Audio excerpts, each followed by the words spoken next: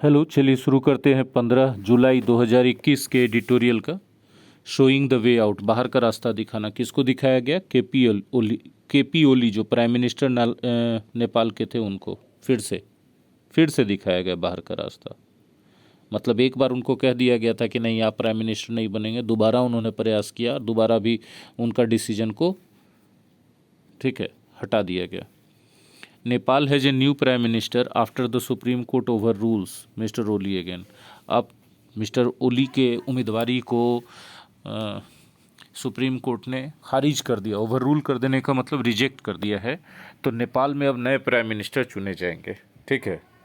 In what must be a deja vu moment for outgoing prime minister KP Oli and president Vidya Devi Bhandari. अब बाहर जा रहे, मतलब निकाले जा रहे प्राइम मिनिस्टर केपी ओली के लिए प्रेसिडेंट विद्या देवी भंडारी के लिए डेजा वू मोमेंट है। डेजा वू मोमेंट का मतलब ऐसा सिचुएशन उनके पास पहले भी आ चुका है। ठीक है। The supreme court of Nepal set aside the dissolution, मतलब मिस भंडारी और केपी ओली ने मिल करके नेपाल के सदन को भंग कर दिया। तो उनके इस भंग करने की प्रक्रिया को सुप्रीम कोर्ट ने सेट असाइड कर दिया। बोला नहीं, नहीं मानते, भागो तुम यहाँ से। ठीक है, मई में किया। The apex court had in February overruled Mr Oli's decision to dissolve the house in December 2020 as well. ठीक है, फरवरी में एपेक्स कोर्ट जो है नेपाल का सुप्रीम कोर्ट है, उसने मिस्टर ओली के डिसीजन को सदन के मतलब लोग जो संसद है वहाँ उसको डिसॉल्व करने के डिसीजन को ओवर रूल कर दिया। और दिसंबर 2020 में भी यही किया था। But this time the ruling was more than just a rap on his knuckles. लेकिन इस बार जो रूल आउट किया गया है, उनके डिसीजन को ओवर रूल कर दिया गया है, यह सिर्फ डांट फटकार के नहीं छोड़ा गया, इस बार कठोर सजा दिया गया है। ए रैप ऑन हिज नकल्स का मतलब होता है किसी को देने वाली हल्की सी सजा। The judgement also paved the way for Sher Bahadur Deuba of the Nepali Congress to be appointed as Prime Minister after recognizing his claim based on signatures of 149 lawmakers across different parties affirming their support। देखिए, अभी judgement जब आया कि इनको जो है suspend कर दिया जाए, हटा दिया जाए ओली साहब को। ठीक है, तो इस डिसीजन से शेर बहादुर देवबा जो नेपाली कांग्रेस के हैं, उनके प्राइम मिनिस्टर बनने का रास्ता खुल गया है। पेव द वे का मतलब रास्ता तैयार हो जाना, रास्ता खुल जाना। ठीक है, और उन्होंने क्लेम ठोका है देवबा साहब ने कि 149 सांसद ऐसे हैं जिनका सिग्नेचर किया हुआ पत्र उनके पास है कि, और वो सभी सांसद अलग अलग पार्टियों के हैं। ठीक है, और उन लोगों ने अपने सपोर्ट देने का वादा किया है। किनको? देवबा साहब को। The 5-member constitutional bench also provided the way out of the unending political deadlock in the House by allowing individual lawmakers to ignore their party whips during a trust vote. That is a must win for Mr. Deuba. देखिए, 149 लॉमेकर्स जिन लोगों ने ये अपना sign करके mister Deuba को अपना समर्थन पत्र दिया है, तो यहाँ पर एक बात ये भी है कि 5 सदस्यों का एक कॉन्स्टिट्यूशनल बेंच बनाया गया, ताकि नेपाल में जो एकदम पॉलिटिकल डेडलॉक की स्थिति हो गई है, ना सरकार है, ना सरकार नई चुनी जा रही है। ठीक है, तो इस स्थिति से देश चलेगा नहीं ना, तो उसको ख़त्म करना ज़रूरी है। तो 5 मेंबर का जो कॉन्स्टिट्यूशनल बेंच बनाया गया है, उसने कहा कि भाई सभी सांसदों को ये हक दिया जाता है, पावर दिया जाता है कि वो अपने पार्टी व्हिप को, यानी पार्टी के आदेश को ठुकरा दें, इग्नोर कर दें और अपने हिसाब से ट्रस्ट वोट में वोट करें। ठीक है, I trust vote mister Deuba के लिए एकदम हर हालत में जीतने वाला होगा, मतलब देवबा जी प्राइम मिनिस्टर बनिए जाएंगे वहाँ। The inability of mister Oli and mister Deuba to win trust votes prior to the dissolution decision by Mrs. Bhandari was because the support for them in the 275-member House divided both the ruling Communist Party of Nepal and the opposition Janata Samajwadi party as rebel lawmakers risk suspension. देखिए, जो बागी सांसद थे उन लोगों ने suspension का खतरा ले लिया, बोला कि चलो करो सस्पेंड, कोई दिक्कत नहीं है। लेकिन दोनों पार्टी, जो सत्ताधारी पार्टी थे ना और जो विरोधी पार्टी थे नेपाल के सदन में, वो दोनों में फूट पड़ गई थी, तो जाहिर सी बात है फूट पड़ जाने के कारण न मिस्टर ओली को अपने सत्ताधारी पार्टी में पूरा समर्थन मिल रहा था, न मिस्टर देवबा को विरोधी दल में अपना पूरा समर्थन मिल रहा था। तो दोनों में से कोई भी ट्रस्ट वोट जीतने की स्थिति में नहीं थे सस्पेंशन से पहले, डिसोल्यूशन से पहले। ठीक है, अब चूंकि 5 मेंबर कमेटी जो बना है या कॉन्स्टिट्यूशनल बेंच जो बना है, उसने सभी सांसदों को ऑर्डर दे दिया कि भाई आप अपना पार्टी का आदेश को इग्नोर कीजिए और आपको जिसको लगता है उसको समर्थन कीजिए, चाहे कोई भी पार्टी करे। तो अभी इस स्थिति में देवबा साहब के पास 149 का आ गया है ऑलरेडी सपोर्ट, तो जीत ही जाएंगे। ठीक है,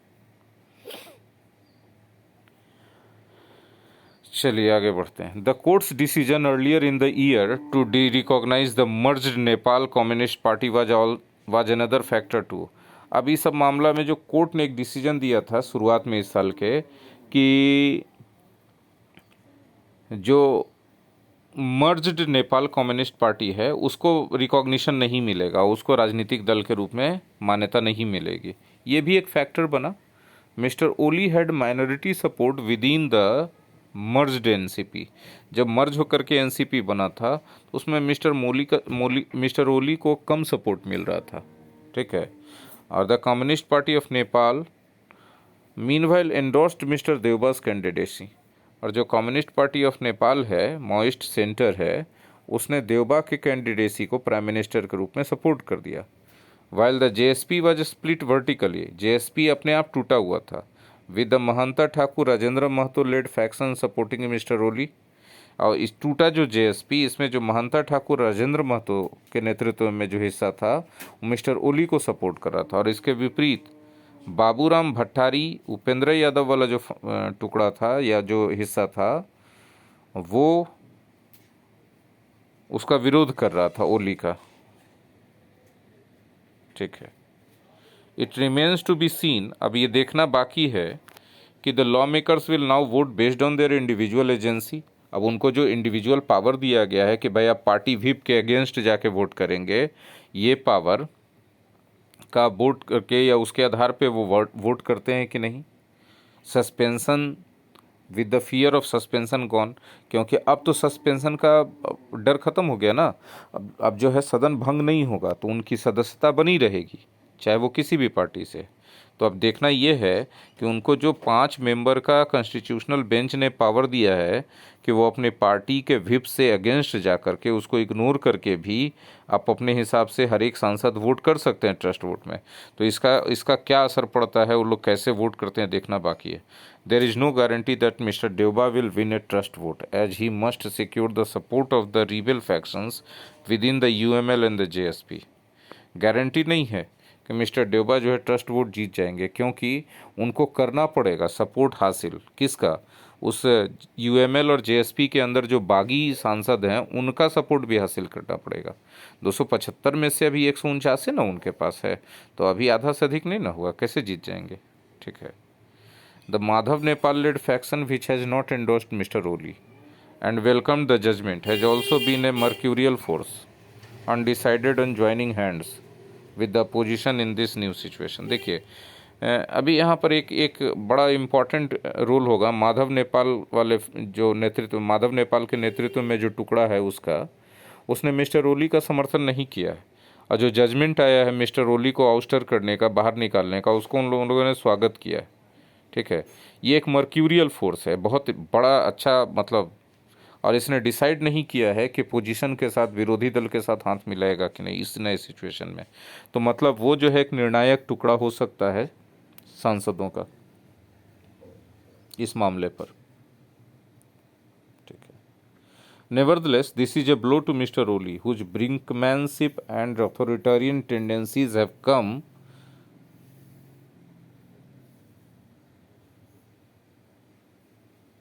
at a difficult time for Nepalis reeling from the COVID-19 outbreak. Mister Oli के लिए एक बहुत बड़ा झटका है जो अपना निरंकुशवादी प्रवृत्ति लेकर आए, और इस समय जिस समय कि नेपाली लोग बेचारे कोविड-19 के संक्रमण से जूझ रहे हैं, झटके में हैं, उस समय उनके लिए एक और बड़ा डिफ़िकल्ट टाइम उन्होंने पैदा कर दिया अपने हरकत के कारण। It is also stinging rebuke to miss Bhandari's question her, हाँ ये एक बहुत ज़बरदस्त फटकार है मिस भंडारी को भी। ठीक है ना। whose action as president rubber stamping her former party colleague Mr. Oli's decision, जिन्होंने प्रेसिडेंट के रूप में अपने फॉर्मर कलीग, जो पार्टी के कलीग थे, फॉर्मर पार्टी के जो कलीग थे, प्रेसिडेंट के रूप में उनके हर काम को रबर स्टैंपिंग करते चल गए, और इसके कारण उनका जो रोल है कॉन्स्टिट्यूशनल फंक्शनरी के रूप में वो भी सवालों के दायरे में आ गया है। Mister Deuba has his task cut out, उनका काम पूरा हो चुका है, but a firm message of unity and consultative governance can bring about political stability. लेकिन अगर नेपाल में राजनीतिक स्थिरता लानी है तो कंसल्टेटिव गवर्नेंस होना चाहिए और एकता रखना होगा। ठीक है, कंसल्टेटिव गवर्नेंस का मतलब अपने अपने आप को तानाशाह समझ करके डिसीजन नहीं लेना होगा। Something that has long eluded Nepal, ये जो कंसल्टेटिव गवर्नेंस का और पॉलिटिकल स्टेबिलिटी का मामला है, तो पॉलिटिकल स्टेबिलिटी बहुत दिनों से नेपाल में नहीं है। During both it's constitutional monarchy and it's Republican period, जब कॉन्स्टिट्यूशनल मोनार्की था मतलब राजशाही चल रहा था नेपाल में, उस समय भी राजनीतिक अस्थिरता का माहौल बना हुआ था। अब जब रिपब्लिकन पीरियड आया है तो पर भी राजनीतिक अस्थिरता का माहौल बना हुआ है। कहीं भी कोई सेंटेंस में आप लोगों को कोई कन्फ्यूज़न हो तो कॉल करके नंबर पे कंसल्ट कीजिए, हम डाउट्स दूर करेंगे। ये था 15 जुलाई के एडिटोरियल का एनालिसिस। Thank you.